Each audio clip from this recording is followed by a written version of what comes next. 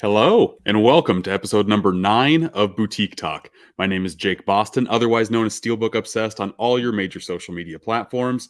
And if you want to listen to all things physical media related, then you've come to the right place. Every week, I have on a new guest to talk about their collecting journey. And today, my guest is one of my go-to TikTok accounts to stay up to date on all things horror movies. And I'm so happy that we can finally talk about some new release titles again. Let's give it up for Josh from Haunting Season. Josh, how's it going, man? Hey, it's going good. I've had a It's, great it's week off, so oh I'm man, all I wish pumped I had up and this ready week to off. talk. Yeah, no, I work in an industry where this is like prime time busy. So Yeah. yeah, Whew. yeah. So what's new with you?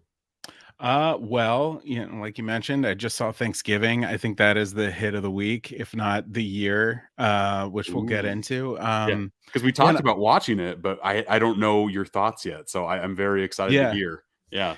yeah. And then other than that, I've kind of been like every year around Halloween, all of my stuff starts to tank because everybody's been like talking about Halloween, and so I just become part of the noise. So this year I did myself a service and I just kind of laid back and I let everybody else talk about Halloween. We didn't even decorate our house this year. I don't know Oh wow. why it felt weird. I mean, Hmm. my office is always decorated, so Right. it wasn't too much of an impact on me. But yeah, I've been kind of kicking it back and creatively recuperating and trying to see what my vision will be for next year because I think I got to mix things up a little bit. Sure. No, I know myself just talking personally in the creative space. It's kind of nice sometimes to do like a hard reset and just kind of focus on yourself for a little bit and then come back guns blazing. Yeah, absolutely. Hmm.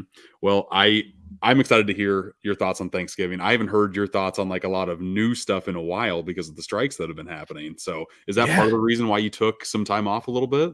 Yeah, I at first found it very startling that everybody wasn't taking it as an opportunity to kind of step back and take a Yeah. break.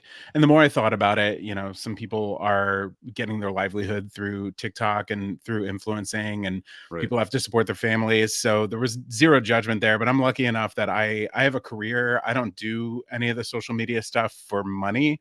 I Hmm. just do it cuz it's fun and neat and it kind of took off.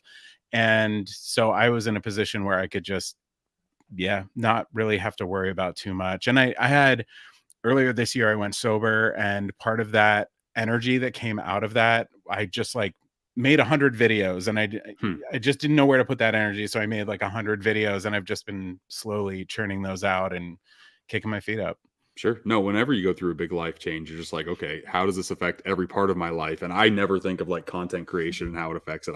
I'm always like, I have to do this because if I stop, I don't know if I'll ever start again type of Mhm. person.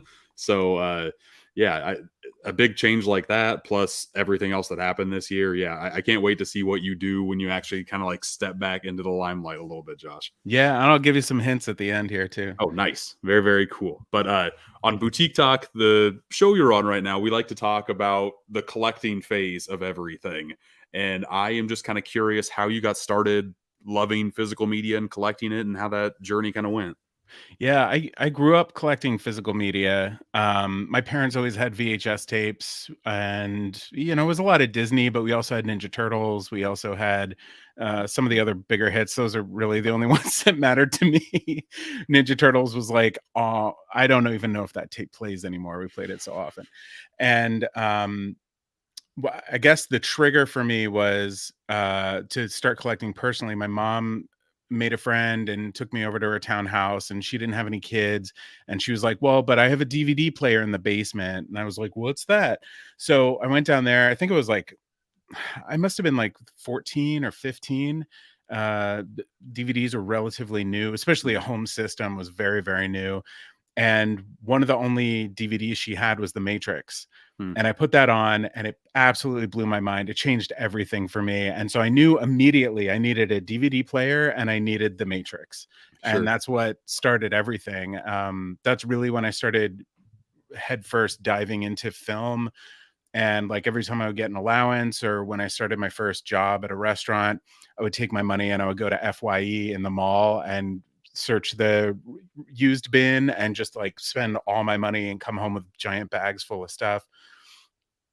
And I had at one point I think somewhere around 3,000 DVDs. Oh wow. And then I went overseas, and I came back after 15 weeks. It was for college. Hmm. And I went to Best Buy to go check out all the new DVDs I missed while I was gone, and I didn't recognize the boxes. And I had to have an old man in the aisle explain to me the difference between Blu-ray and HD DVD. It was that long, huh? I mean, Wow. like, it came out of nowhere overnight, and suddenly I was like, "Well, this is dumb."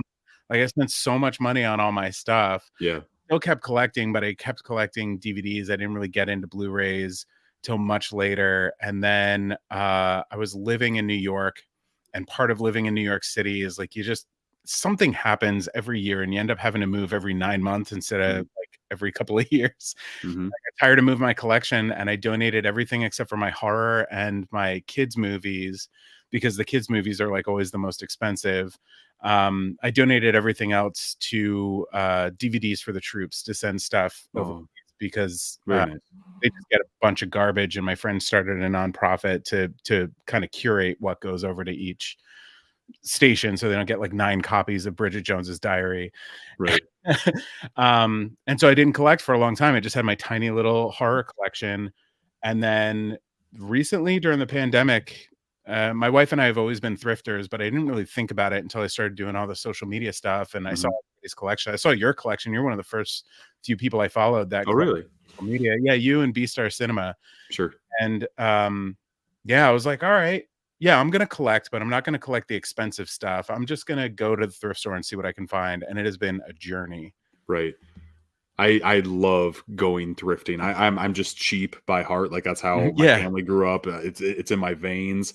So anytime I'd like to go to a thrift store at least twice a week, just because you never know what you're gonna find, and it's always like $3 or less, in my opinion. There's so much of this stuff behind me that I would not have if it weren't for that kind of stuff. Because I'm not a big like day of release person. I know a Mhm. lot of people out here are like, okay, I'm gonna go here for the week. I'm gonna spend $60 a week allotted, and I'll get like 3 movies. I'm like, my brain does not work like that. I want to get as much as I possibly can for like my allotted allowance for the week, you know? Yeah, yeah. And I love the hunt. Like, it just feels more exciting than going to Barnes& and Noble and picking through the Criterion Collection. Hmm. It just feels more exciting to be like, "Okay, my wife's gonna check out clothes. I'm going immediately to the DVDs. I'm gonna look at every single thing. I'm gonna pull my stack," which is usually, like, about waist high, Hmm. and then you go through every single disc and every single tape to see if it's scratched, if it has mold, if the box is ruined, any of that stuff, and then you whittle it down to, like, the 5 that you buy, and it's like 15 bucks. Right. So the way that you're talking, I'm assuming you mean like the Goodwill outlets, like the tubs. Have you been to a store like that? No, I don't mess with that. That's too Oh. intense. Like, I I want to, but there's one by us, on San Fernando, and I've been in there a couple of times, and only one of those times has there been a DVD bin, and the rest of the times it's only been Mm. clothes. And so I kinda, and my wife gets super stressed out by that, like, chaos energy in there, Yeah. and people Oh are, yeah. like, shoving each other around. It gets intense. Like whenever the employees push out a new tub of stuff for people to dig in, it's like the apocalypse is happening. They are Yeah. digging and trying to find the stuff in there that's worth the most the quickest. It's crazy. I don't do that. I'm just a man looking for movies. Don't even mind me. Yeah.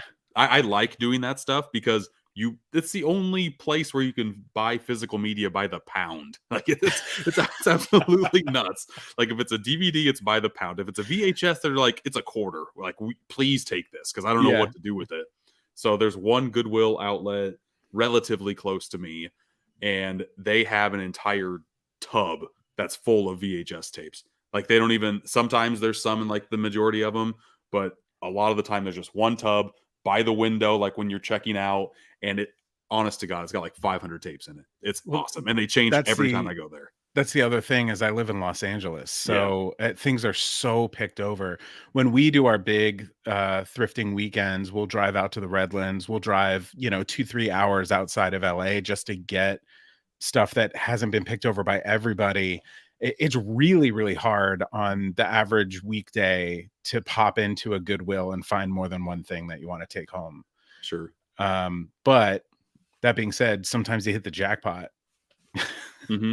See, I live in Iowa, the Midwest, where there's so much physical media because that's kind of all you had to do when it's cold and n- cold and snowy outside. You just pop a movie in back, I don't know, 15, 20 years ago.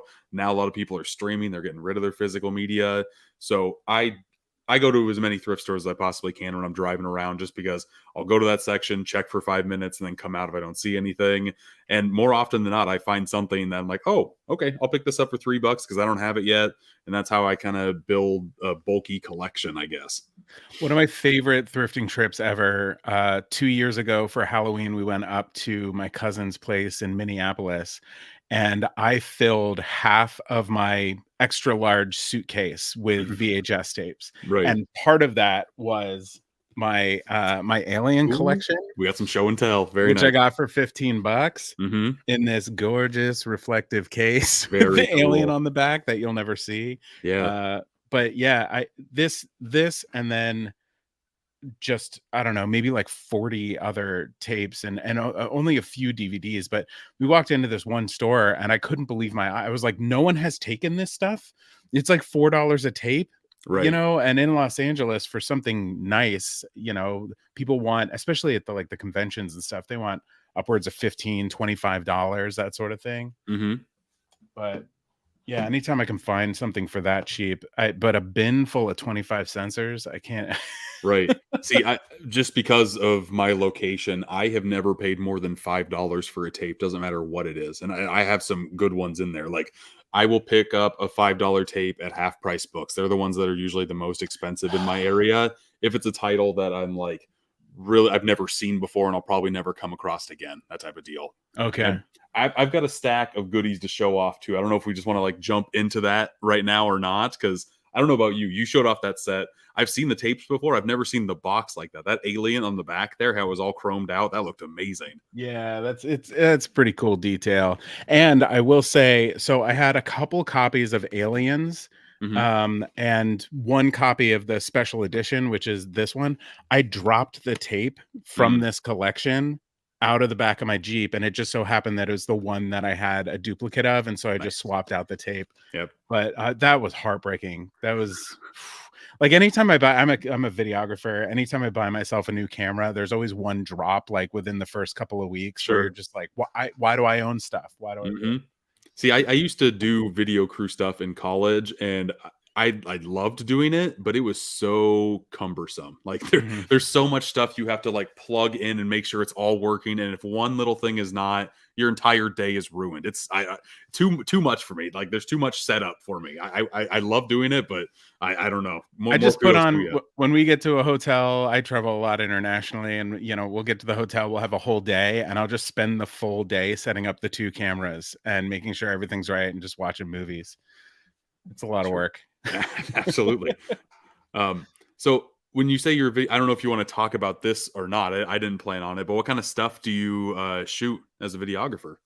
I work in like health advocacy. So our company makes videos for people with rare diseases and disorders. Hmm. And yeah, our CEO has a bleeding disorder, a severe hemophilia A. His brother also had it, but his brother went to college and stopped taking his medicine because he felt like, oh, I've never had an issue, and my mom was probably just babying me. And he died his freshman year from a brain bleed. And so that was obviously really devastating for Patrick, who was on a different path. He was an actor and also extremely good at poker, like so much so that he may have become a full-time poker player at one point. But this happened in his life, and he thought, I need to do something so that this doesn't happen to other people's brothers and sons. And so he created this company with our co-owner, and I've been a part of it since before we even had a name for it, just as a freelancer. And then over the years, I've become part of the leadership board. I'm part owner now, and the senior creative director and cinematographer is my official title. You're muted. For staying on StreamYard. Sorry about that. No, I pulled up my notes and didn't double click on it. Yeah, that you wear a lot of hats, man, but it sounds like you're doing I it for a do. good cause. So that's awesome to hear.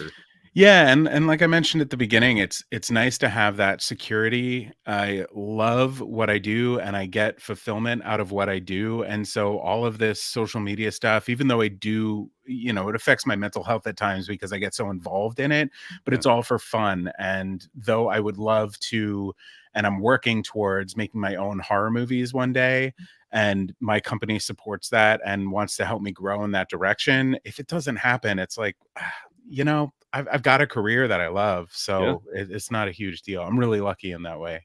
Right. And you're doing something for the greater good, which is, yeah, that's got to be so fulfilling. I do some nonprofit stuff myself from time to time whenever I can squeeze some ounces in. And whenever I can do that with the company that I work for, I always feel the most blessed. So to do that Yeah. 24/7, that's got to be the best. Yeah, yeah. I mean, it's like everything. Sometimes you have to remind yourself that you get to do this for a living because Yeah. sometimes the stress of it all. I've been to uh 8 countries this year and I'm Mm, going to another one next week and I am beyond exhausted and I don't want to travel anymore. We have 2 more countries to do in January and February. hmm. But it's awesome, and like although like yeah, sometimes I get sick on these trips. I've had like water poisoning on one of these trips and food poisoning, like these things happen when you travel this much and it can be really really really hard on the body to sit on these long, sometimes we're traveling for 36 hours and you just have to kind of meditate on like I get to do this. Like I'm traveling for free right now Right. because my job is sending me to tell this story and I'm going to get a day off to go explore. Like, who gets to do Absolutely. that? Yeah. I mean, the sad part is like when you do it all the time, it does get to be like a little bit of a chore, but that's when you kind of just gotta sit back and be like, why am I even complaining about this? Not a Yeah. lot of people are able to do what I'm able to do. But I will say, like traveling all that much, it's a different type of breed of person that can do that. I'm very much a homebody. If Mhm. I have to travel more than like a month out of the year, I feel exhausted. Yeah. Just so more power to you. But it's also very cool to see locations that you haven't been to before. And whenever I travel anywhere, I've only traveled out of the US a handful of times, but I always love trying to look for physical media when I'm out and about too. Yeah. Have you ever found anything cool on your trips, or is it mostly just like shooting like job stuff? Well, before the pandemic, so we didn't travel like really at all during the pandemic. We drove to Sedona or something for a Hmm. shoot, but other than that, we were just in Los Angeles. So before that, I wasn't really collecting physical media. I was Mm. more collecting used cameras and vintage cameras. Oh, sure. And so one of the coolest things I found on one of those trips, I found a whole bunch of like old box cameras and stuff. And they're things that I shoot with that are fun. But my big pride and joy was my very first camera was an Olympus Stylus Epic that my dad gave me, which is this little point and shoot that slides open. And there's a zoom version of that. Hmm. And I found it on a shelf for like $2. And I was like, this is so cool. Even if it doesn't work, like $2, Hmm. let's give it a shot. It did Right. work. And I ended up selling it on my Etsy store that I had at the time for like $85, Hmm. which was just wild. And that was a competitively low price compared to what people were trying to sell. People were trying to sell for like 120 or up to $300. Sure. And the person I sold it to just kept coming back. And every time she has a family member who gets interested in film, they come back. So yeah, that was probably the best thing I've ever found on a work trip. Sure. Hmm. No, and yeah, very cool when you like people don't know what they have, or especially if you travel to a country like something there might be common and just worth not a lot, and then you bring it back over here and people are sought after it, you know. Yeah. So yeah, always cool to see. Um, but I guess let's kind of like jump a little bit back into thrifting stuff a little Yeah. bit. The thrill of the hunt. I know that behind you, you're more of like a VHS collector. I know you collect a whole like DVDs, like kind of whatever you can find. Yeah, there's a lot of goodies behind you. Is there a reason why you kind of focus more on VHS than anything else? It feels a little bit more rare to me to find a VHS tape that works, but I also I don't know, like 2 years ago found a working VHS player and thought, "Oh, it would be really cool to watch like old 80s horror movies in the format that you would have to watch them in when you were like growing up." Hmm. And It's definitely true. I have a CRTV right next to me set up in my office. I watch them a lot during work. I'll just pop a tape in Yeah. and get some work done while it's playing. And just the square television and the sound of the screen and the look of the pixels and everything, it just feels so nostalgic and wonderful to me. And then finding the tapes, it's like magic when you find one that's in mint condition. Like I have I mean, some of these are, I think, are from like the late days of Walmart, which is fine. But late days of like, VHS at Walmart. Hmm. Like I have The Craft unopened. So I know like whenever I decide to open this, if I ever do, it's just going to be exactly the way it was intended, Hmm. straight out of the box. It's got no wear and tear on it whatsoever. That's just, I don't know. It's really cool to me. And then my grandfather, passed away during COVID, unrelated to COVID. And I was up in New Hampshire in his lake house, and I found an unopened box of a DVD VHS combo set up Hmm. there. And I took that home. And so I have that plugged into my TV at home, which is like, big 4K TV. So it doesn't Right. really translate the way it does on the smaller CRTV. But Hmm. it's still kind of a fun, trippy thing to see that on like such a big format. Yeah, I have 3 VHS players in my basement in the 3 different rooms that I have. I have one hooked up to a 4K, which is a total pain to hook it Yeah. up to. You have to jump through so many hoops to do it because there's no like RGB hookups or anything to newer TVs. Yeah, yeah, I have a VHS DVD combo in my office. That's where I watch the majority of my stuff at because it's just easy to have something on in the background, like you said. yeah. But I also have a VHS TV combo unit, like with the one like built into the TV. That's the best. Like Yeah. that's a unit that I wish I had growing up as a kid. We had one TV, that was it. Whenever I went over to a friend's house, he had one that was built into the TV. Whenever you pop that sucker on and you hear that like magnetic buzz when it's like heating up almost and the blue screen comes Yeah, on, yeah, yeah. makes my heart a flutter. And like popping a tape in there, just I don't know. There's some nostalgic memories that flood in every time I watch something like that. Yeah, there's always like a thum and then a sizzle, It's the best. as It's the the best. screen gets all that static on it. Yeah. Man, it is. Yeah, it is. It is such a good time. I have a couple. You've shown off a couple. I'm getting very antsy to show off my Yeah, stack yeah, here, John. please. I've I'm been gonna show off. hesitating because I want you to jump in. Very good. Okay, I'm going to show off a couple. I talked about half price books earlier. The most I've ever paid for a tape is $5, and I paid $5 each for these 2 tapes because I've never seen either of these, and I was intrigued by both of them. First one, from the man who brought you Halloween, Mr. Mustafa Akkad. Here is Appointment with Fear. Whoa. Never seen this, never heard of it. It looks absolutely wild.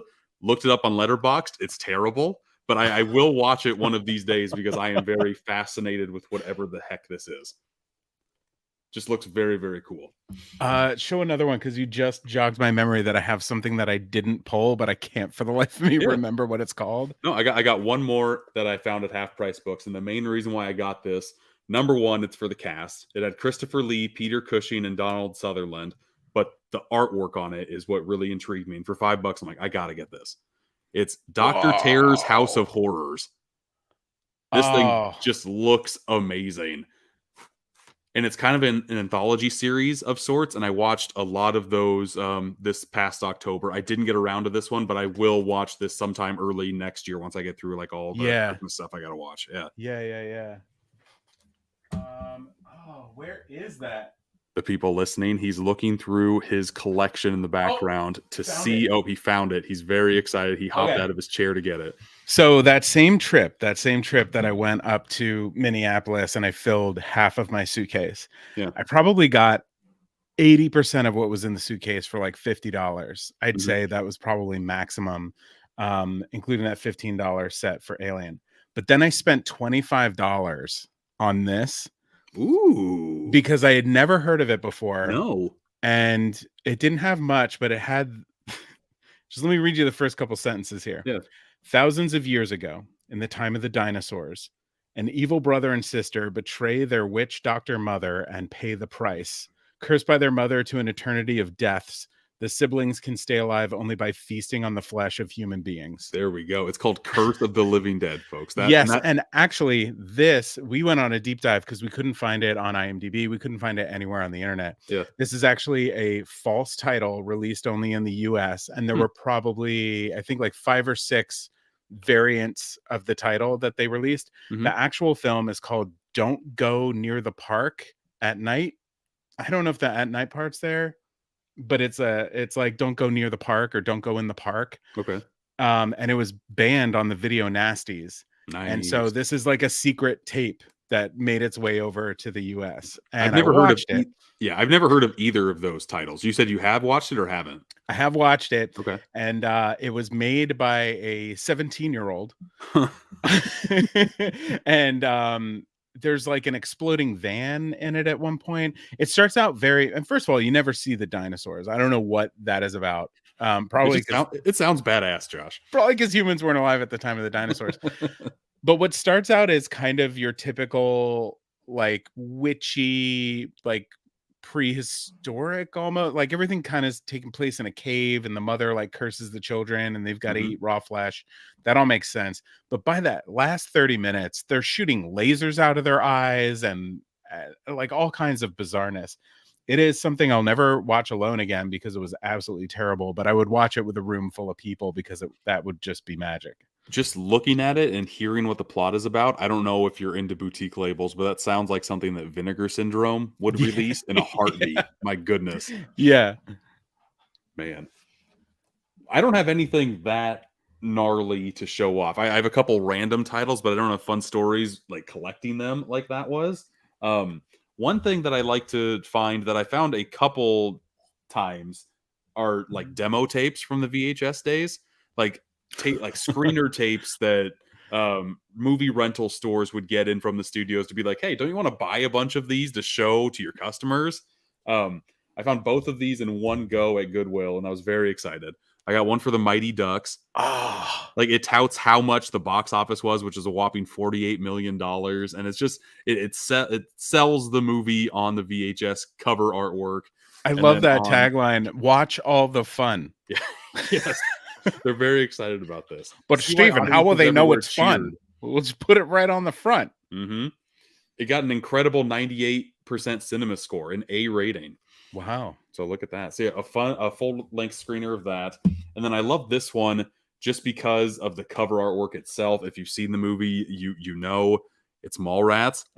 And it has the magic eye on here. Very, very cool. Sailboat. Yes. In tiny print, it says the full screener on here, and it has a whole bunch of like just random tidbits about selling factors of the movie and why you should buy it.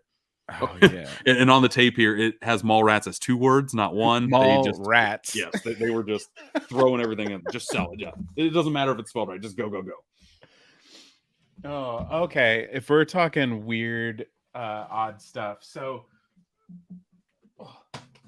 okay, bit of a stretch. So this is my Poltergeist collection. Okay, and I held it up quickly for a reason. So we got the remake, which was okay.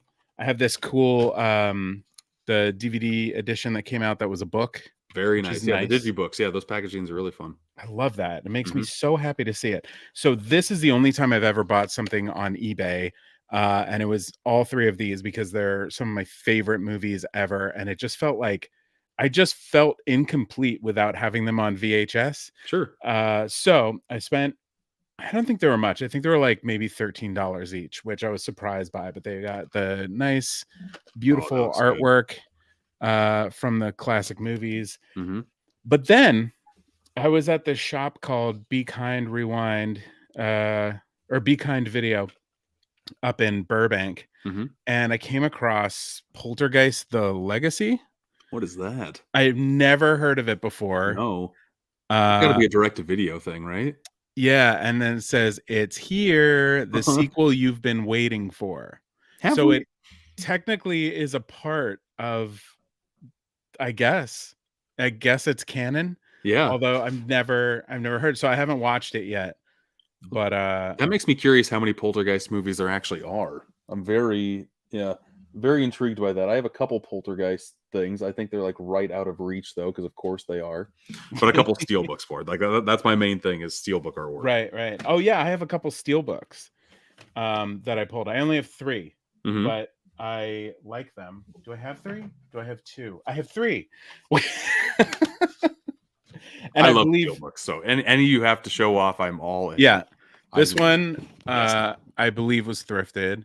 Yep. Ghostbusters. Now, when you thrift your steelbooks, are there any scratches on them? Because the majority of the time I find them in the wild, they are just beat up. This one still had the paper on top, and my theory is that there is a kind of person out there that will buy all of this just for the digital copy and then Yeah. toss away everything else. Right. Which, like, get iTunes, but also don't, because this is awesome. Yeah. So that's my Ghostbusters, and There's I love that. there's a small pocket of people out there that buy the physical release just to get the digital code and make their money back selling what they just bought. So it's like they get Oh, so they they're get the code breaking for free. even, or Yeah. okay. So then I got Jaws. Nice. I believe this was sent to me as part of some package. Sure. I think. It's a great one. Yeah, 4K steelbook set. Yeah, and then the inside, I won't bother taking the tapes, the discs out, but it's the everyone screaming and running. Classic. Which is lovely. And then the third one, I was just so pumped to find. I still have the sticker on it. It was $4.99. Is the Super 8, and it's what do you call that when it sticks out like that? Embossed. Yeah, so all the kids are sticking out at different levels, which is neat. It's got them waiting. And though that one's actually not a steelbook, it's called a metal pack, like very technical. A metal pack. That one opens up and you see how it like closes and the spine kind of disappears when you open it. Yes. As opposed to this where the spine is a part it of. Still sticks out, yeah. Okay. But yeah, so there was a whole line of those that had that kind of artwork on it with like a circle with the characters in it. It's a whole different line, and I love it. I love every single release that it came out with just because it looks so unique. Yeah. Okay, I kind of like this whole ping-ponging back and forth, so I'm going to continue. Go for it. Yeah, continue to go. Speaking of the Goodwill outlets, I found both of these for $0.25, and I was very excited to find. Actually, this whole stack right here was on the same trip. I found Freddy's Dead, The Final Nightmare. It might be the worst of the Nightmare on Elm Streets, but I love how corny it is. The Roseanne, Tom Arnold of it all, the Power Glove. It's the Wicked Witch at the beginning. It's all amazing to me. I found Christine. Yo. Yes, very, very cool. There have been a couple different VHS artworks for Christine. I like the way this one looks, just very classic and makes the car look menacing too. Yeah, I just watched that last year, and holy moly, fantastic movie. Yep. The atmosphere, it's just, it's dripping style. I love it. And oh man, the way that they shot the car, like coming back to life, just like reverse shooting it looked, that part amazed me. I'm like, that looks very cool. Yeah. I watched this movie for the first time last year, and I'm really mad at myself I didn't watch this when I was in high school because I would have loved it. The Faculty. Yes, I watched that in a hammock on an iPad because I was like, I'll check out this old movie. Yeah. And I was like, what am I doing? The whole movie. Yeah, it was amazing. I was floored. Like, this is pretty much The Thing mixed with The Breakfast Club. And if I would have known that, I would have seen it so much longer ago. Yeah, that's one of the best films from that decade. Directed by Robert Rodriguez, which doesn't feel like one of his movies at all. Yeah, and usually with him, it's very hit or miss with me. This is a good. I would recommend The Faculty to just about anybody. I still haven't seen this yet, but I've heard good things about the first one. The sequel's not really, but Species, I found.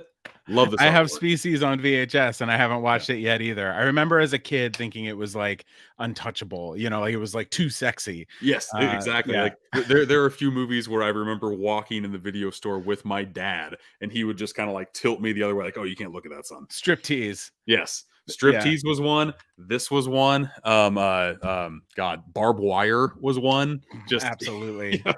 A lot of cleavage is just like, nope, not ready for that. Let's steer away.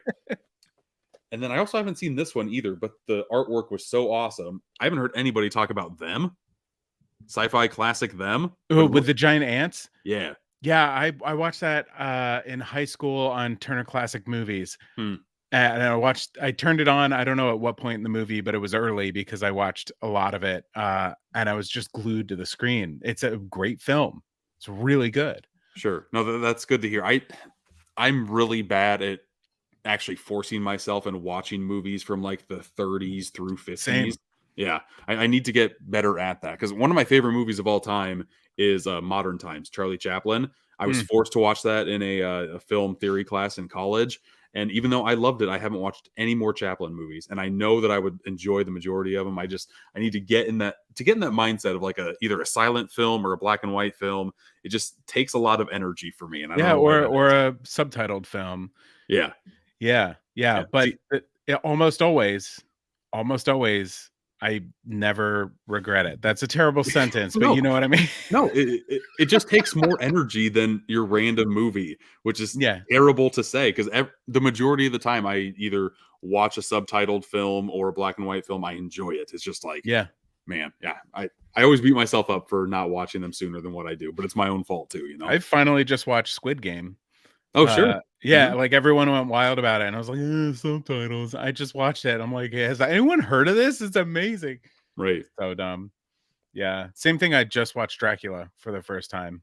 Yeah, I watched Frankenstein last year for the first time. So Hell good. yeah. So good. Yeah, I have this copy. Oh, I actually pulled it. I have this copy of Dracula that was rescored by Philip Glass.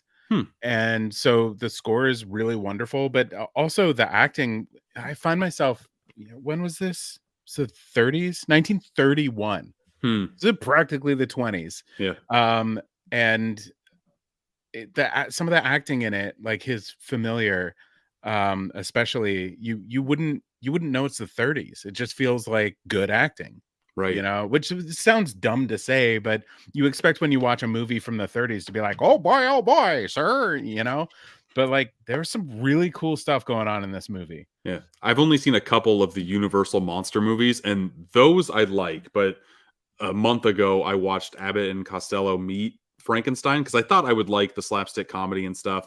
Yeah. Was not my cup of tea at all. I wanted to like it a hell of a lot more. Just wasn't there. Like that type of comedy has definitely aged, and I have not aged with it. It has not evolved over time to be this classic, in my opinion. Yeah. Well, before we get too far away from Freddy Krueger, Yeah. friend of haunting season, a viewer, a follower. I hate the word Oh, follower, but they I know sent you're. me Oh my god, this entire collection I'm so because jealous. they had an extra one. That's awesome. He was like, "Yeah, I'm not doing anything with it. Seems like you'd really enjoy it." I Hmm. was like, "I do. I See, really do." I have the DVD set. Have you seen that one where it's kind of like that and makes a picture? I don't think so. Okay, I have to pull that to show you. Give me 1 minute. Can you just talk over what that VHS set looks like? Yeah, I'll vamp. So this is the Sweet. digitally remastered one, and it has a sticker on it still for $3.99. So this was sold. The person who found this found it for $4, which I think is insane. And we got some great imagery on the side. It's very noir, but it's also very Freddy. Look at him, little jazz hands down there in the corner, and it's got Nightmare on Elm Street 2, Elm Street 3, 4, 5, Freddy's Dead, and Wes Craven's New Nightmare. And they're in great condition. I mean, they look like they have maybe been played once. Super crisp. Like none of even the opener tops are loose or anything. It doesn't rattle at all. Very It's nice. just lovely. It's just lovely. That thing looks. I've wanted. Freddy Krueger's my favorite slasher villain of all time. I Even just though all absolutely of his love it. movies are completely inconsistent It's fine. and make no Yeah, sense, it's great. Yeah, it's magic. It's I'm a big magic. fan of practical effects, and by far, Yeah. like the most imaginative kills have been from the Nightmare on Elm Street series. I Yeah. love them. Yeah, yeah. Here is the set that I have: DVD collection of Nightmare on Elm Street. Back when like New Oh. Nightmare was a big thing, it's got all of them, but it's got the classic on here too. And each of the spines makes up Freddy Krueger. So I've got the front, you've got the back. Absolutely, there we go. Got them covered. Oh, I turned this tape around. Yeah, that's the other thing is the other side of the VHS tape has the original artwork, so you can Right. go Freddy or no Freddy. Yeah, and each one of the covers has the classic poster artwork on there too. This is just a cool set. It came with a whole bunch of extra, like came with a 3D glasses, so you can watch Freddy's Dead in 3D. There's a whole bunch of very cool stuff in this set. I like it. But yeah, let's see. We've gone for like 40 minutes already. I have a few more tapes to show off, but I also want to talk Thanksgiving, so I might just do a speed run of my stuff. Okay. And you can do a speed run of your stuff too. Yeah, I have 4 more. 4 more that I'll show. Okay. Do you want to go first or you want me to? Sure, I'll go first. I'm ready. Cool. Yeah. Fright Night is one of my favorites. Oh, nice. It's just this very cool. It just feels so vintage video store. And I've always loved the artwork of this, but I hadn't watched it until this past year. And I'm obsessed. It's one of my favorites. It's a good one. Absolutely. I made a video about how I obsessively collect versions of The Ring. So I've got the VHS tape, which has awesome stickers on it. Be Kind, Rewind, new release. And then I've got this. It's the American version of the movie released in Japan. So it's got this horrible artwork, and everything is in Japanese. I haven't popped it in yet. I have this weird one. What is that? I have no idea. It's like looks like it was made in the 60s or something. Oh my gosh. No idea. No idea. And then an unopened copy and a copy that I watch. So that's my Ring collection. And then 2 more real quick. From Witter. They do release like VHS releases of modern films and stuff like that. So The Void I thought would just be so cool to see on VHS because it's very Lovecraftian and has these giant flesh monsters. I don't know if you can make it out on. Oh yeah, it's pretty clear. At least on my end. And then this one's pretty cool. So this is Village of the Damned. Sure. It has been cut up to be put inside of this case. I have a couple like that too. Yeah. I got it for like $5, but Tower Video was selling it for $94.95.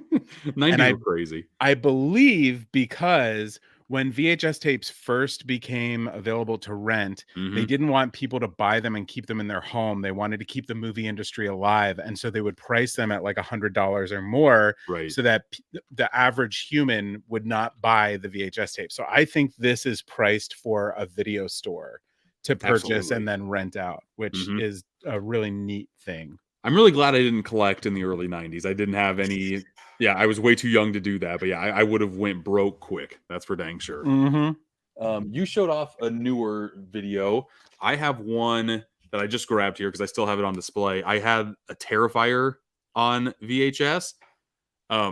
This company right here, Umbrella Entertainment, they came out with a This Is Art box set, which come with a nice crispy box of 1 and 2 and All Hallows Eve. Came with a whole bunch of physical goodies like the glasses he wears in Terrifier 2. But my favorite piece was this for sure. Yeah. Because watching this movie on VHS, yeah, it fits. It fits that format like a glove. I feel like I would like it better on VHS than I did. Yeah, because it is grotesque. That movie, and I'm a huge fan of Terrifier 2 and All Hallows Eve, but I don't think I'd ever watch Terrifier again unless it was in a lower quality. It was like too graphic for me. It's a lot. It's definitely a lot. And Terrifier 2 is also a lot. I cannot wait for 3, but you got to be in the right mood to watch Terrifier, to put Terrifier on for sure. Do you have any more? Because I have a transition. If you don't, I do. You showed off The Ring. Have you seen the steelbook for The Ring? Yes. Okay, then I won't show that off anymore. No, I know. I've seen that much of it though. Oh, you haven't seen what it actually looks like? No, because I roll my eyes at it and walk away because I don't want to spend the money. Look at that. It's so good.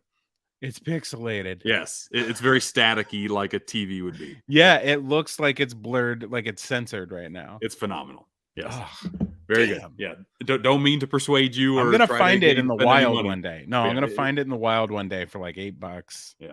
Okay. Let's see here. This whole haul I found at, it wasn't a Goodwill, but it was just a random mom and pop thrift store, and somebody must have just unloaded nice horror VHS. I thought I'd end with a bang like this. Okay. First one, Return of the Living Dead Part 2. Love this movie. I love the first and second one. Even though the second one is pretty much the first one, I still enjoy it. And this cover artwork, oh my god. Amazing. So good. Second one is Chud. Yes. Yeah. I liked Chud before Us. Underground Dweller. What was the C? Cannibalistic Humanoid underground dwellers. Yep. Daniel Stern is phenomenal in this movie. Yeah, just an absolute crazy man. Just a Um, joy. I live in Iowa, so this made me chuckle. I have not seen it yet because it looks absolutely terrible, but this artwork's awesome. It's called Deadly Harvest. Deadly Harvest. Yeah, a friend of mine who did the Hello Weekly podcast, they ended the podcast, but we talked all the time about how there aren't enough Scarecrow movies. Right. Yeah. And I Yeah. don't even know if this guy's the killer or not. Like this Or looks if it's like it was just the shot on artwork. video. Yeah, the artwork is Yeah. awesome. The soil will be irrigated with the blood of the hungry and fertilized with the flesh of the desperate. Like what? Unbelievable. Amazing. Mic drop Spectacular. for sure. And then I found the first No Halloween. way. Yeah. Full frame. Full frame for sure. But I also have the Blockbuster one. So I have two different versions. Not only did I Yeah. find the first one, I found the second one. Ooh. Love this one. And I Probably- have the third one. I also found the third one. Yes. In the same spot. I found 1, 2, and 3. That's insane. Yeah. That's insane. Oh. This is the best Halloween movie. And I don't mean of the franchise. I mean Right. of all Halloween movies. This is my favorite, I think. Sure. I need to rewatch it again because I marathoned all the Halloween movies and I wanted after 2, I wanted more Michael Myers and I did not appreciate it being like its own different beast. So did the rest of the universe. Yeah. No, I know. I feel like I'd like it on second go round for sure. I did the opposite. I spread out because I didn't want to burn out on Michael Myers and I really liked the first one. So I spread it out and I just finished. I think it's been like maybe 3 years, but I just finished watching the last one that I hadn't seen, which was Resurrection. So I did the newer ones when they were coming out. I did the classic ones. This was a whole Halloween for me. Like it was an entire year of loving this. And then, yeah, I've just been slowly working through the other ones. And they're all kind of cool. Like, yeah, as far as franchises go, like Freddy's awesome, but his movies don't all add up to the same level of awesome. But the practical effects do, and Freddy does, but like the films don't. And Jason was watching through all of those. I still haven't done Jason. I'm up to Jason Does Manhattan. That's the next one. Okay. But it didn't feel like Jason. Like I grew up, everyone knew who Jason was, and every kid wanted to be Jason, and everyone talked about Jason. But I only recently started watching the films, and it took 4 movies to really kind of find who Jason was. Right. Yeah. No. Wild. Yeah. First he was a kid, and then a guy with a bag over his face. Like it definitely took a while to get the iconic hockey mask in, and it took until 6 for him to get like supernatural powers. Yeah. I could talk about Jason for a while, but yeah, I like marathoning those movies. The Halloween ones, personally to me, like 4, 5, and 6 are kind of a slog. Like whenever it gets to that cult stuff in 6, not a fan whatsoever. Yeah, but watching Paul Rudd is kind of wild. It's crazy. Absolutely. Yeah. And then just have it become all 90s-fied with H2O, just like, oh, okay, this is a complete 180 from what you were doing, but I'm all in for it. It's got Michelle Williams, Josh Hartnett. It's just a fun watch. Yeah. And I'm personally a huge fan of Halloween Ends. That movie to me as a standalone film, I don't really view it like the newer trilogy that came out. That it just seems like, and everybody's already said this, but it seems like they shot them out of order. And it seems like the story would have been better if you swapped a bunch of things around. And it seems like it's not really a great end.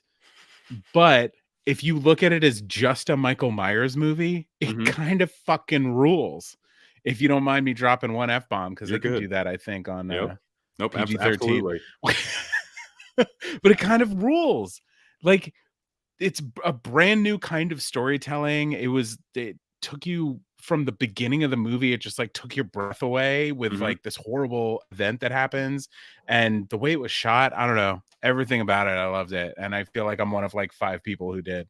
Yeah, I'm definitely not in that group, just to be nice about it. But I am curious to see how those will age, because I feel like just them being out year after year, like Ends or not Ends, Kills was like very graphic almost, and kind of just like, okay, so they're just taking what the hospital thing from 2, putting it in Kills, and then they kind of did like, okay, this is its own little beast in 3. Same with Ends, and I think if you look outside of that a little bit, give it some time, I do think they might grow a little bit on me.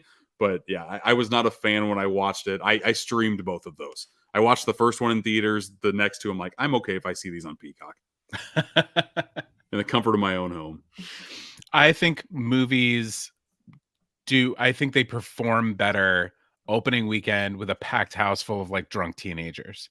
And so Absolutely, yes. being in Los Angeles, there is no shortage of packed theaters full of drunk teenagers. Hmm. And so that's how I try and see all these movies that I don't really care about, but I know are going to be big releases. I just try and find like the most intense way of watching it, because then if everyone's sort of like hooing and hawing and yelling and throwing popcorn, it's always fun. And I think that's why I end up loving a lot of new releases more than most of the general public, Hmm. because I feel like a lot of people's experiences you're in there with like 15 people and most of them are kind of bored because it's not a great movie. Right. No, Yeah. in the Midwest, it's definitely like you have to be polite when you're in the theater. You can't make noise because if you do, some people might not like it. I feel like on the coasts, you can go crazy. That can be either a good or bad thing, but when like you're in it with a movie theater crowd, it's the best feeling. It Yeah. honestly is. Yeah, and that's the thing. Everyone needs to be on the same wavelength, Right. because there are definitely people who will come in and hoot and holler when it's not a hoot and holler movie. Yeah. And I find the best way of judging whether or not I'm going to have a good time or I'm going to like walk out and go see it again with a different group is during the Nicole Kidman thing. If Hmm. I make a couple of loud remarks during it and Yeah. people laugh or like, start doing it themselves, I'm like, we're in for a good ride. Right. Well, But if I it's I just dead silent, yeah. I think that's as good of a transition as we're going to get into going into a modern movie with Thanksgiving. I Yeah. have a minute trailer that I'm going to show off here just to kind of get us in the mood, and then we'll start talking about the film because I don't know about you, but I have a lot to say. Yeah, me too. Well, very good. Here's the trailer.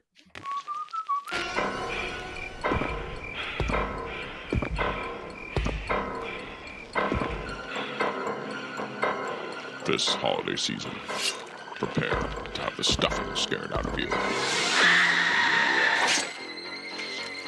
Thanksgiving. In the town of Plymouth, Massachusetts, the fourth Thursday in November is the most celebrated day of the year. The table is set. The festivities have begun. One uninvited guest has arrived. And this year, there will be no leftovers.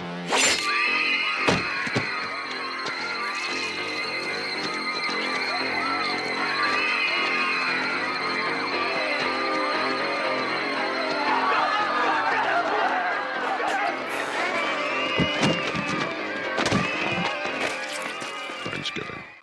Oh, yes. Yes. I don't know about you, Josh. I've been waiting for this movie for 16 long years. I loved Grindhouse. I saw it opening weekend when nobody went out to see that movie. And when that trailer popped on, I fell in love with it. I could not believe that there hadn't really been a major slasher set during Thanksgiving. Yeah. Yeah, it's just brilliant. In high school, no, not in high school, in college, at the end, when you do your senior thesis films, I was the assistant director on a zombie film for my friend. Mhm. And part of what we had in the background was we had like an Easter horror movie poster. And I think we had another one, but we came up with the taglines for like, the Easter bunny's coming to kill you, or it was a lot better than that. Mhm. Someone designed it, but yeah, there's so many holidays that we don't have these iconic movies for, and we finally got a Juneteenth movie this year. Mhm. Was that this year? I feel like so much has come out. Is it last year or But this The year? I'm pretty Blackening, sure it was this year. I'm pretty sure it was this year. But we Yeah. finally got a Juneteenth movie. Now we have a Thanksgiving movie. I hope Mhm. the trend just continues. Yeah, I mean, we've had minor Thanksgiving movies before with God, it's like Thanksgiving Yeah, and Poultrygeist, Blood Rage. Like, there's a whole bunch of like cheap slashers like that. But for to my knowledge, this is the first one that's actually came out in theaters, yeah, and and they nailed it. I 1000% agree. Not the avenue I thought it was going to go. Like a Grindhouse movie, I thought it was going to be more like Machete, the last movie Mhm. that got made in like that Grindhouse style. Yeah, yeah. It's not. They went modern with this thing. This thing plays more like a Scream movie than it does anything from that Grindhouse genre. Yeah, it's instantly one of my favorite slashers. I went into it having heard most of the internet raving about it, and I didn't hear a single bad thing. And so I went in pretty critical to sit there and be like, all right, I'm going to see if I can guess. Because usually I'm a pretty dumb movie watcher. I'll sit back and I'll just be like, I don't care who it is. Like, and Mhm. I'll be surprised no matter what. But I really tried to figure out who it was. I really tried to, track everything that was going on and look for loopholes. And I don't know. It's just really, really solid. Right. Uh, I didn't watch. I've only seen the fake trailer. I never watched an actual trailer for this movie because I wanted to Me neither. I wanted to go in as blind as possible. So when I walked in and I saw that Patrick Dempsey was in this movie, that Gina Gershon was in this movie. I've got a couple of young kids. I've got a 8 and a 5-year-old. Addison Rae from TikTok is in this movie, and there's a Disney trilogy of movies called Zombies. The main character from that trilogy is in this movie as one of like the boyfriends. When I saw that, I'm like, why isn't this marketed more? Like, I feel like the crowd, especially the younger generation, just seeing a couple people that they know and realize and kind of grew up with would have given them more of a reason to go to the theater and see this. But I did not know either of those people were in there. I didn't. When Patrick Dempsey walked in, I was like, no way. Because, he was Right. just named Sexiest Man Alive. Which I didn't know. Yeah, that's shocking. I don't know Yeah. how that happened. And that obviously, this is like a year after they made the movie, or at least 6 months, Mhm. and so that's just like an extra bonus for Eli Roth, and the film is like, now they have the Sexiest Man Alive acting in this graphic horror movie. But Which I is feel just like they're not awesome. I feel like they're not grasping onto that enough. Like Right. I'd like staying up to date on movie news and stuff like that, but in that like industry, I'm not hearing any buzz about this movie. I'm only hearing buzz from like the horror people that are already gonna go see it. I don't know how there isn't a bigger push on social media for this stuff with some of the people that they have in here. It's baffling to me. Especially, I think this would sing so well to a younger generation to kind of grab them into horror movies because it's kind of having a renaissance in the past couple of years. I feel like this one is just another one you can throw into the rotation and be totally happy with. Well, and a lot of people like me, I think, are kind of a little bit afraid of Eli Roth because Yes. Yes. I haven't seen much of what he's done. I haven't even watched Hostel. I just know about it because it was the movie that started the term film porn, or film porn. Yeah, ever heard of it? Torture porn. Yeah. And Gore porn. yeah, and Yeah. after that, like, having that on your shoulders, and like he's done the that AMC series, The History of Horror. I I do like know. those. Yeah, which is great, but I sit with some of my friends who are like really tapped into the horror world, and they're like, it's kind of bullshit that he's hosting this, because like, what else has he done? Blah blah blah blah. And then he came out with a kids show this year, which was really surprising, called Fright Crew. Hmm. And then this. And so my wife was like, "Oh, are you gonna go see Thanksgiving?" And I was like, "Yeah." And she's like, "Oh yeah, maybe I'll go." I was like, "Oh, but it's Eli Roth. Like, I don't know." Mhm. And she was like, "Oh, should I not go?" I was like, "I think it's gonna be extremely like over the top, disgusting graphic," because I had even heard people online saying this has been the best movie theater experience since Terrifier 2. And so that puts fear in my heart as well, Sure. and so I didn't take her with me, and now I regret it because it's no more graphic than Scream. See, I feel like it's in between Terrifier and Scream here. Like there are some definite like Eli Roth isms in here. Like he goes an extra step when he doesn't need to, but I Yeah. appreciate that. He brings a lot of practical effects, which I've already talked about that I love, into here. The innovation in some of the kills, just the imaginative ways he goes to dismember people is phenomenal. And to me, this was the best horror movie experience since watching Don't Breathe because there's a similar not really like the quiet aspects of it, but there's a very shocking moment in Don't Breathe, and there's a scene around a dinner table here that had the entire audience losing it. Yeah. One of the best movie going experiences I've had in the past few years. I will say that. Yeah, I guess maybe I'm just a little more seasoned in the gore at this stage of my life, Mhm. but it didn't seem like too much. It didn't seem like I was covering my eyes or like I was going to run out vomiting, which was kind of my experience with the first Terrifier. It was like getting sick to my stomach, and I don't feel this way about Terrifier 2 because it felt like there was comedy there. There was like Oh, yeah. levity, Mhm. and this has levity the entire time. Right. Yes. Like some of the kills, we're not talking spoilers, right? We're gonna keep it. I'm gonna try not to, even though I Yeah, really yeah. want to. Right. Well, Yeah. there's some, you mentioned the word dismemberment. There's some Mhm. dismemberment moments Yeah. where if it was done a little bit more graphic, you would be sick to your stomach. But it's just exactly at the right point where you're like laughing and going like, "Oh no, no, Right. no!" You know, that's Yeah. exactly where you want to be. There's a point in the third act where a lot of people are around a dinner table, and it could go like it instantly reminded me of the movie Happy Birthday to Me. Have you ever seen that movie? No. At the very end of it, it's this psychotic person who's been killing a lot of people around a high school. It gets revealed that they've been keeping the victims to celebrate a birthday for a main character when they're all just dead corpses and stuff. Mhm. It's kind of the same factor in this, except there's jokes thrown in here too, which I was Yeah. not expecting. And that just kind of anytime you can mix humor and horror, I'm always going to be a fan of. And I thought that whole scene was so pitch perfect. Oh, and one-liners are really hard to pull off. Yes, you And can there be are so corny. so many in this movie, and every Mhm. single one lands. Absolutely.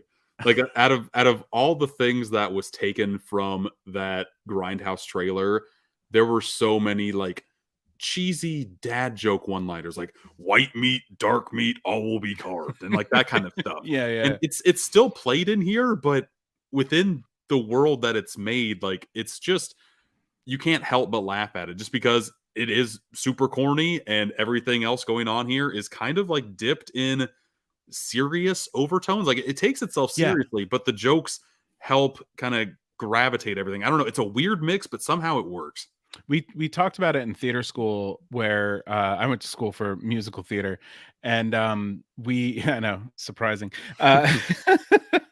But we talked about how like comedy only truly resonates when the character is 100% serious. Hmm. So like if you're winking to the audience, that like that's not your job, that's the job of the script, you know. And so like for example, the big bad at the end has this like really ridiculous stupid one liner, and it resonates because they are 150% committed to it. Right. Yeah. It's yes. It's very yes.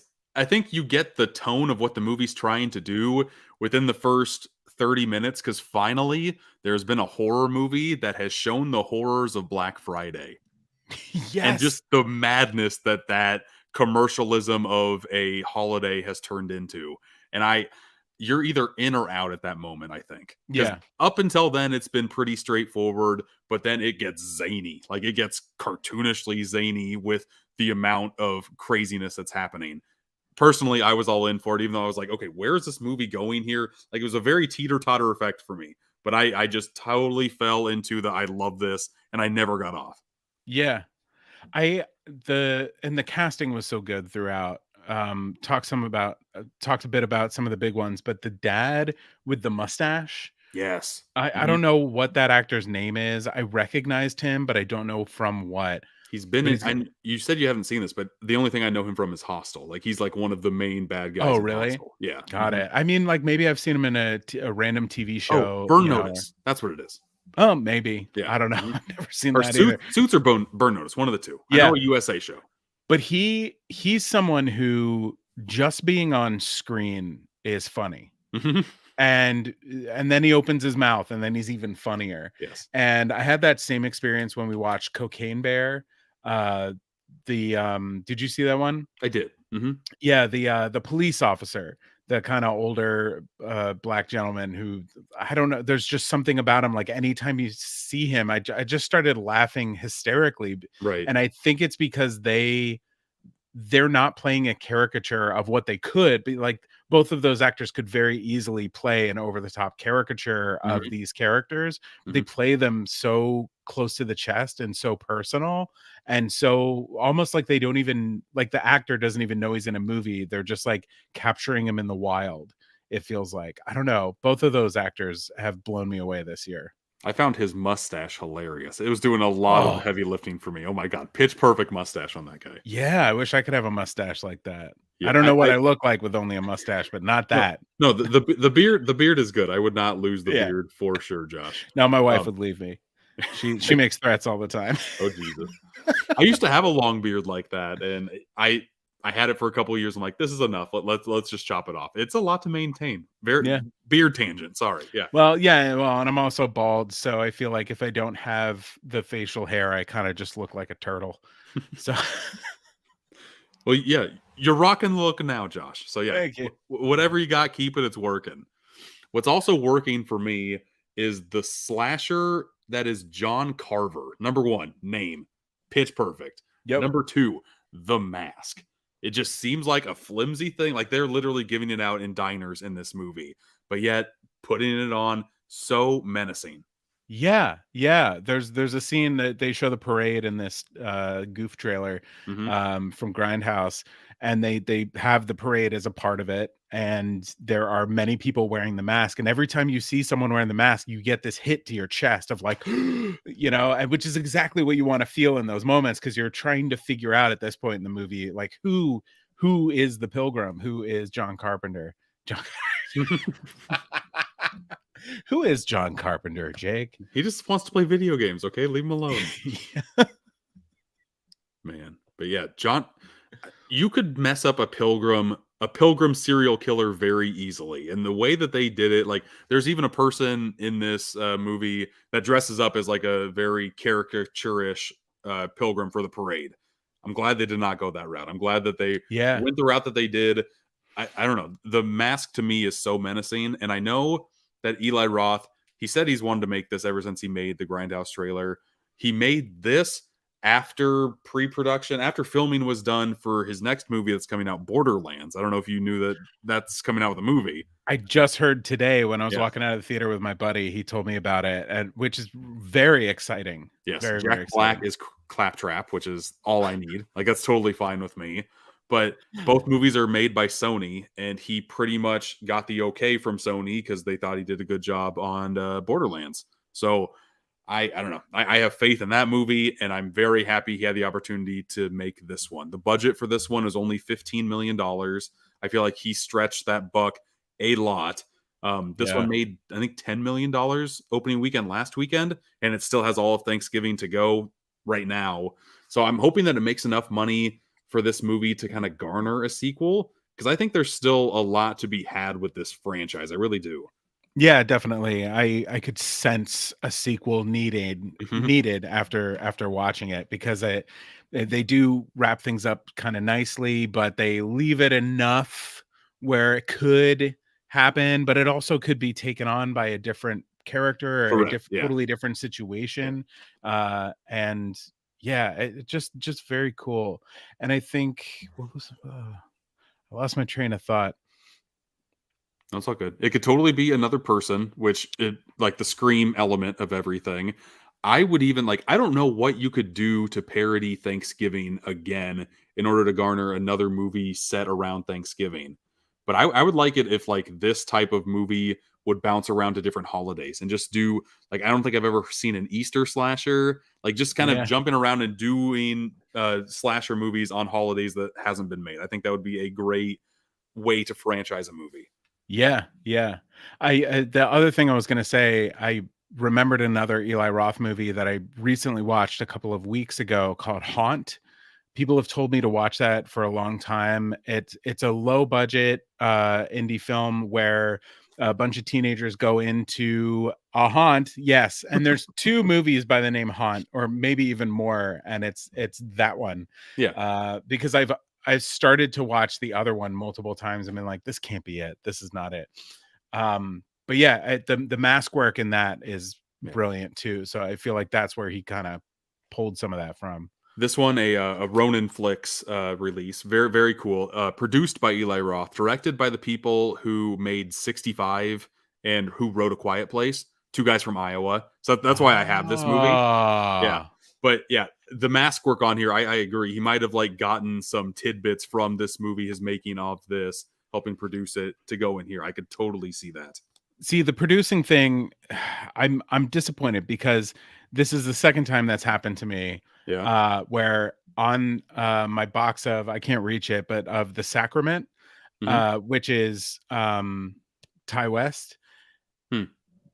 it says Eli Roth really, really big on the front, and you almost don't notice that it's produced. So I thought I was watching an Eli Roth movie because I've Sure. been interested in knowing what he does. I actually found a dual copy of Hostel 1 and 2. I'm going to finally watch it now that I've watched Terrifier 2 Mhm. and breached that fear of mine. I feel like I can finally go back and do Hostel. And I'm a huge Saw fan, so like Sure. how bad could it be? It's definitely in Um the same vein. Hostel is I kind of prefer Hostel 2 over Hostel 1. Hostel 1 is I've heard very that. basic. Hostel 2 kind of takes things to not the next level, but just takes it in an interesting avenue. Yeah. Eli Roth, his filmography is all over the place. He made Cabin Fever, which I haven't seen since high I've seen school, that. but I Yeah, enjoyed. same. I remember enjoying, yeah. I But remember not liking it. okay. I don't know. It just there I, was, and I haven't revisited it since then, but I yeah, own a copy because I need to. But I remember not liking it. But I also hadn't seen Evil Dead at the time, sure. so Yeah, me I either. didn't have that kind Yeah. of I also connection to Cabin in the Woods. I was also a big Boy Meets World fan, so Ryder Strong in anything I think I was going to love. Yeah, Yeah. But there a couple more movies he's made. Have you ever seen Knock Knock with Keanu Reeves? no, There are two girls that kind of just like knock on his door. It's raining. Their car broke down. One of them is Ana de Armas in like one of her first American movies, and some hijinks happen. But that one is like where Eli Roth stopped doing like the slasher horror thing and went into like this totally different like um I guess more mainstream movies. He made A House with a Clock in Its Walls with Jack Black and Kate Blanchett, like a kids movie. yeah, He made the remake of Death Wish with Bruce Willis. Like his filmography really goes all over the place. So I'm kind of happy to see him back into the horror landscape of things. And I can't wait to see Borderlands, but I really do hope that he kind of goes like back and forth. Like he does one for the studio, one for himself. I know a lot of directors do that type yeah. of thing. Well, So that's if he fine. continues to go down the slasher route more, I would be a happy camper for sure. Yeah. Let's see here. I don't really have a lot more notes. I do like the fact that Patrick Dempsey's back in the slasher genre. Like I think the last movie he's been in was Scream 3 back in the day. Yeah, yeah. I Yeah. love Scream 3. I'm in that house of people that love that movie. It's the weakest in the franchise, but I don't think there's been a Sure. bad Scream movie in my opinion. Just like Right. the wacky bonkers movie that takes place in, the Jay and Silent Bob of it all. It's just it's Yeah. bizarre. Yeah, yeah, Mhm. yeah. Right. I want to talk more about the kills in this movie, but I can't, and it's Ah, it's driving me too nuts. early. That is Yeah. what you are going to go to this movie for, though, folks. But other than that, I think that's all I have, unless you have any closing notes on the movie before we kind of close this whole thing out. No, I mean, that's pretty much it. I just thought it was a perfect slasher. Yeah, and I would use that word. I think it's a perfect slasher. I don't think it's looking to be anything more than a slasher film, Mhm. but it is satisfying 100% what you look for when you show up to a slasher film.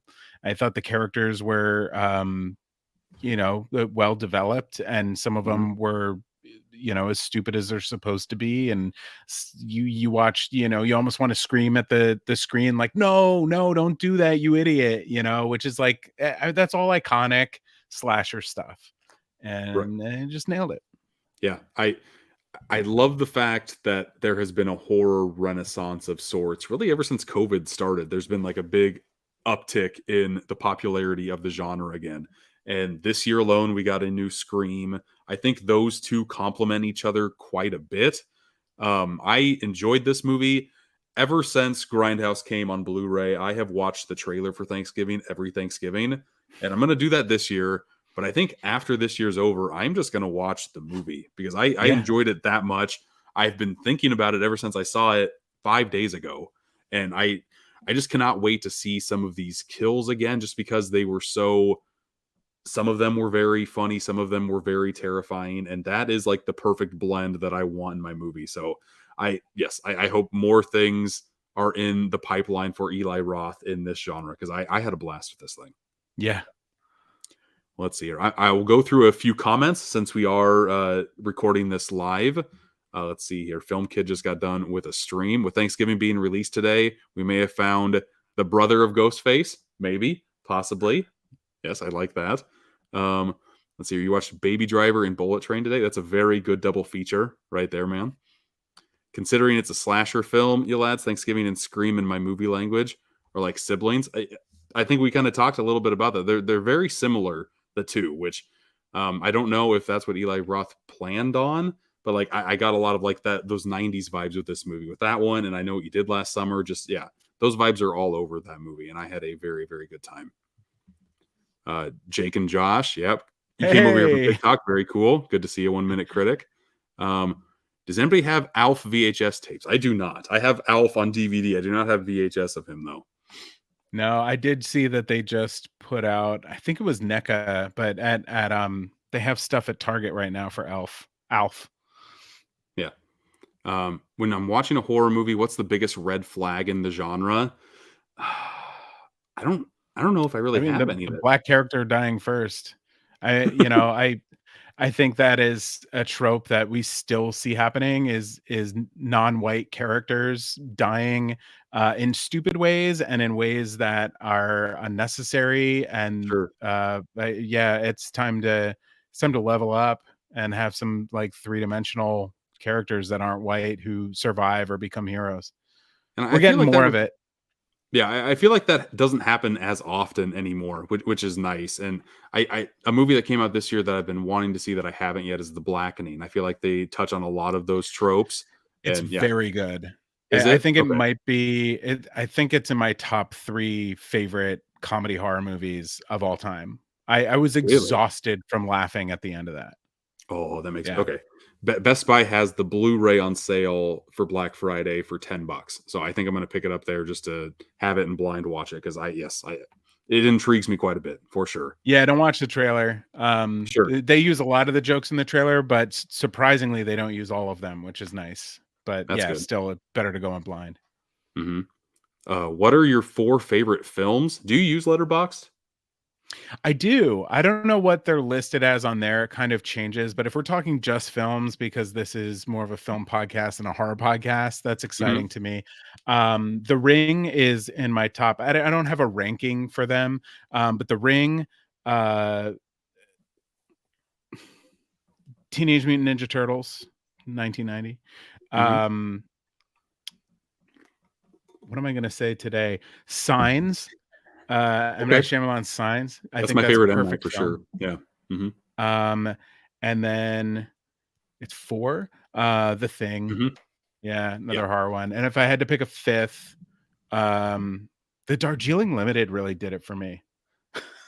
That's like one of the Wes Anderson movies I haven't seen just because I've heard very bad to some people love it, about. some people hate it. It hit me at exactly the right time, and the way that I saw it, I had this our school had thrown out all of the projectors because they got new ones, and me and my roommate went and got one, and it was still working, and I had taken it home for the summer, and I had my friends over, and we had the world's shittiest wine I have ever drank in my entire life. And so we mixed it with the shittiest beer I had left over from college and sucked on dry cigarettes and watched it kind of out of focus, so much so that we couldn't read any of the text on the screen. And I still loved it.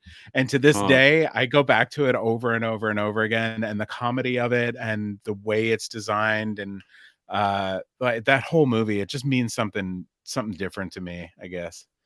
See, I need to. I have it in the collection, and I just haven't seen it. I'm more of like a Rushmore guy, and I really like Moonrise Kingdom, right? Yeah, Moonrise Kingdom is awesome. Yeah, very, very good. Yeah, definitely give it a chance. Okay, my 4 favorite movies that I have on Letterboxd right now. You mentioned one of them. The Thing is my favorite movie of all time. Again, practical effects, the best I've ever seen. It's pretty much like the game Werewolves 20 years before that even became a thing. The atmosphere of just isolation, it doesn't get much better than that in that movie. And yeah, I could gush on and on about it. Toy Story, absolutely love that movie. I think the script is so strong. It's like 80 minutes. It's just packs a punch. I love that movie so much. The Social Network, I think it's the best movie of the 2010s. Fincher's best, and he's got a lot of good ones. It just kind of encapsulates what like a 10-year period was. And I know that they've talked about making a sequel about it because there's been so much that's happened with Zuckerberg. I would love to see it. Oh, me And too. yeah. My last one, it's kind of a cheat because it's more of like a mini series, but it's technically like a 10-hour documentary. That's OJ Made in America. I don't know if you've ever Oh, seen that, yeah. but oh Yeah, my yeah, God. yeah. Like the one part is just his sports career. One part is what happened in 93 to 94. One part is like what happened to his life after that. So fascinating to watch and get multiple points of view on the man's life, including from the man himself. It's just, cannot recommend that documentary highly enough. Yeah, Good stuff. phenomenal. Oh, we might have gotten an answer, Josh. Poltergeist: The Horror Legacy is a television horror series. TV series. What? So that might be part of a show from 96 to 99. It is not rated, and That might it's an be hour 25. So maybe this is a couple episodes.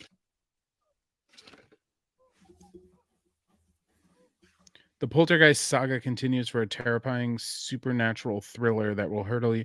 It has to be either they cut the show because it did so Mhm. poorly into a movie to repackage it, I can see that. or it's like the first episode. I can see You either know, of those because I've that they honestly put out never as a heard of movie. that. No, me neither. But I love that it has kind of like a Michael Jackson situation going on. Oh my goodness. You are not lying. My gosh. That is amazing. Anthony loves Halloween Ends a lot, and he also loves The Hey! Blackening. So very, very good. Okay. I think that's all the comments I'll show today.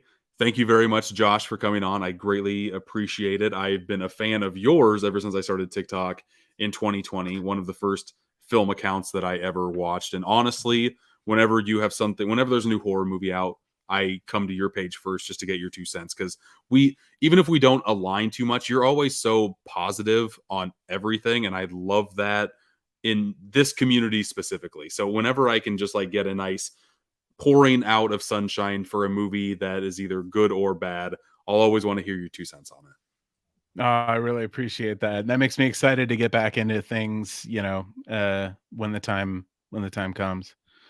Sure. Yeah. Do you have anything to plug before we get out of here?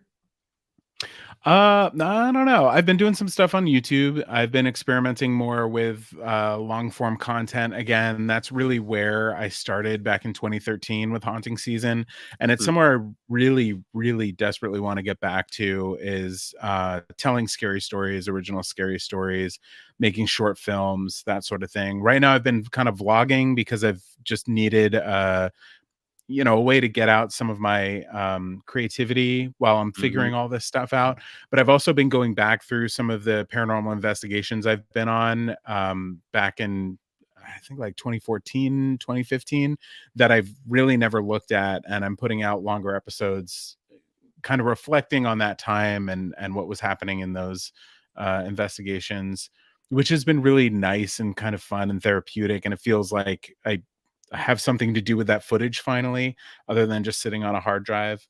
Right. So yeah, I have a decent following on YouTube from back in the day, but I haven't been consistent. And so I'm getting a couple hundred views per video, but that to me has been more exciting than TikTok recently.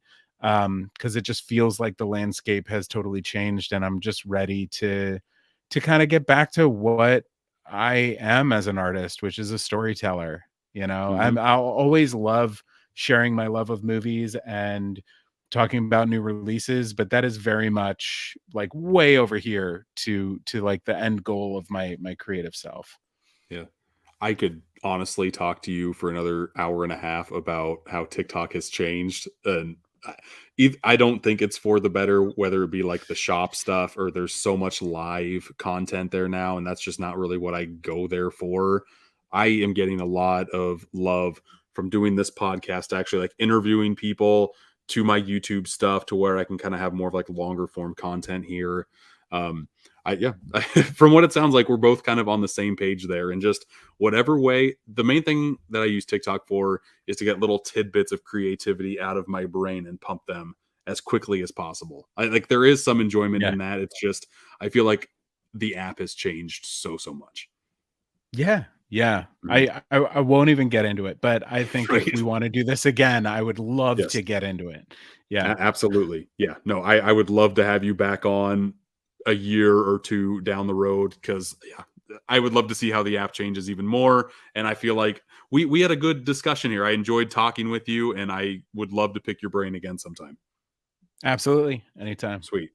Well, this has been episode number 9 of Boutique Talk. I appreciate you guys coming in to listen. And until next time, I'll see you.